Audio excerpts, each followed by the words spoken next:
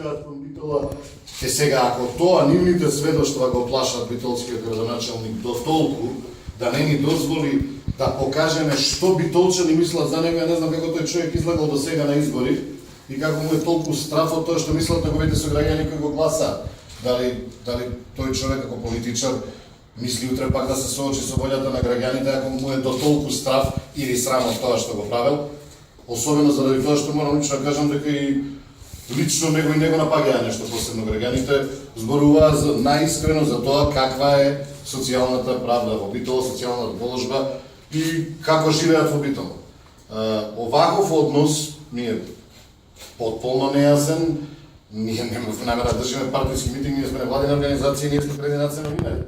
Сакавме како проектната алатка Стрит медија, улични медиуми, да ги емитуваме нашите вести во живо и на тие вести во живо да покажеме дека постои поинаква Македонија од онаа на државните медиуми, дека постои поинаква Македонија од скапо платените реклами од наш джеп, кои одат и на строго контролираните државни медиуми и за жал и во светот за милиони долари не представуваат во едно виртуелно свет.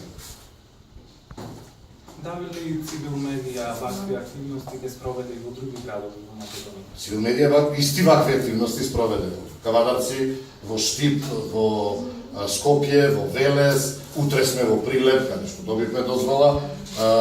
Цивил медија во ниеден град, секаде каде што сме оделе сме биле дочекувани, со поголем или помал одзив од граѓаните на тие градови. Меѓутоа, вакво нешто не сме доживеале. Еве, ние на крајот решивме да го одржиме настанот.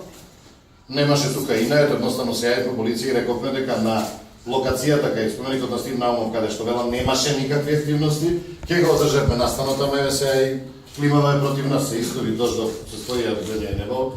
И сега ќе видиме, ако престане да врне, ние имаме време да го одржиме настанот и вечерва, ако не, ние ќе си дојдеме пак во Битола, Битола си е наша, ние не градоначелник, не може да ни забрани да дојдеме во Битола. Благодарам.